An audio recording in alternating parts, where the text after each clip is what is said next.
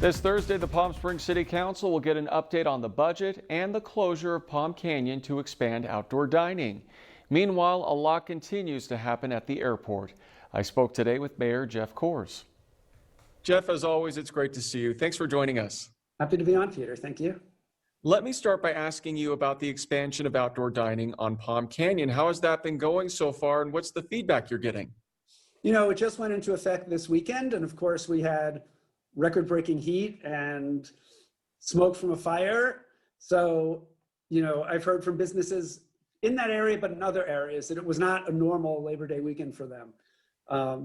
But the goal of this is really to get it in place and figure out the traffic patterns and how to maximize it. So come October 1st, when the weather's nice, we really can fully make use of this. So, but we'll get an update at the City Council meeting on Thursday night on how it's going and how the traffic's working, because that's going to be a key thing as we get into season, to make sure the traffic that normally would be on Palm Canyon is directed onto other roads in a way that works well for everyone. I was just about to ask you about the traffic. Any issues that you're hearing with that?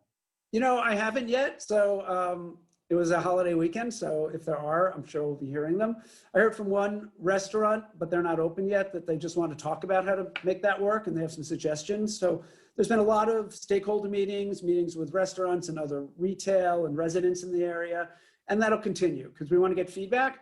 The goal is to improve this throughout the season and make this a win-win, right? Help our businesses get through this, help our residents be able to be out with social distancing so they can enjoy the restaurants and the retail in a more safe way. And, you know, it's a temporary thing and we're learning from it, and we'll keep on learning to make it as most effective as we can for everyone. Was this a busy past weekend in Palm Springs, not just with traffic, but also at the airport?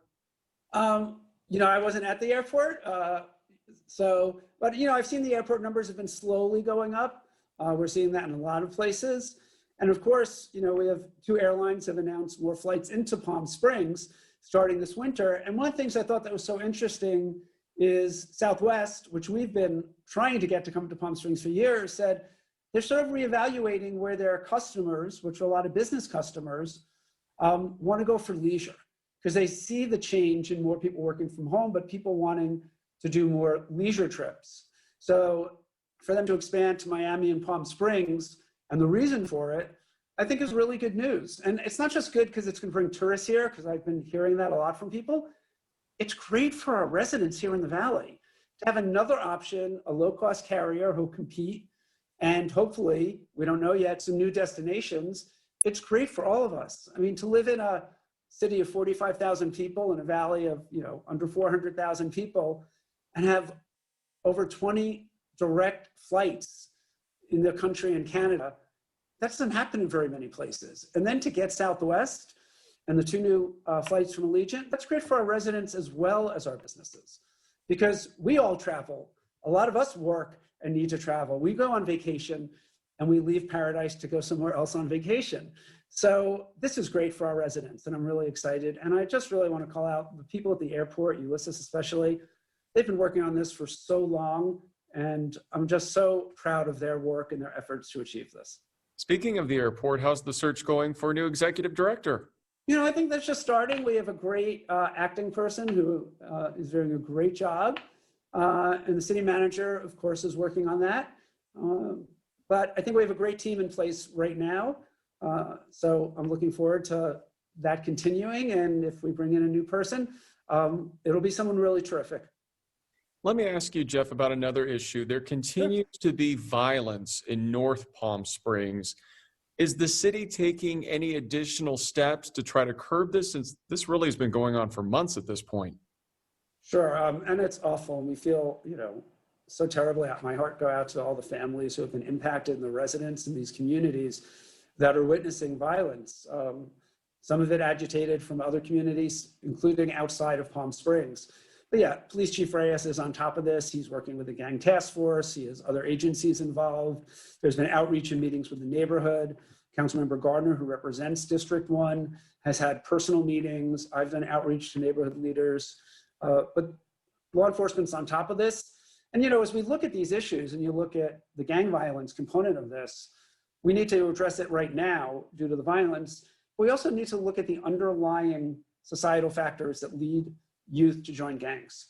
The lack of jobs, the lack of activities that are exacerbated because of COVID, and the inequality that exists in our society. And so we need to work on the root causes of this as well as the current situation, because we want all of our residents to be able to thrive and live healthy and safe lives. Looking forward to Thursday's City Council meeting. Any big issues coming up? I think the big thing, we'll have a presentation with an update on the budget. The numbers look somewhat better than had been projected. Still have to be really cautious in our spending and rebuild our reserves. We used well over half of our reserves, and a lot of that money was put away because we know we're going to have higher CalPERS pension costs. Even with less employees, we're going to have higher pension costs because CalPERS is not meeting the lowered goal they set for themselves of 7% over a year. They're under 6% on a 20-year average. And that means millions and millions more each year because they're not meeting their goals. So for me, I've been the biggest advocate that we need to save money, because if we don't, and all of a sudden we have to come up with another 10 million a year out of our budget, that's going to be more cuts. But if we put money away over time in smaller increments, we can do it without drastic cuts. And I'm going to continue to be a big advocate that we do our part and that we're fiscally prudent. It's easy to spend money when you have it because there's so much we want to do. But if you don't put it away now, you end up in situations, and even with putting away $50 million, we had to reduce our staff by almost 20% due to COVID. And so I'm really glad I fought to get that to those numbers, because when I started council, if we made the cuts we had to make, we would actually have no reserves and be in a deficit right now. So it's really important that we're prudent, that we're fiscally responsible, and not just, I think there's too much election cycle monetary policy in this country. Well, what is it going to be in 10, 15 years if we do not put that money away now? What is it going to be like for the next generation when we know those costs are going up incrementally? All right. Jeff, we appreciate your time. Thanks for joining us. Great. Thanks for having me, Peter. Have a great night.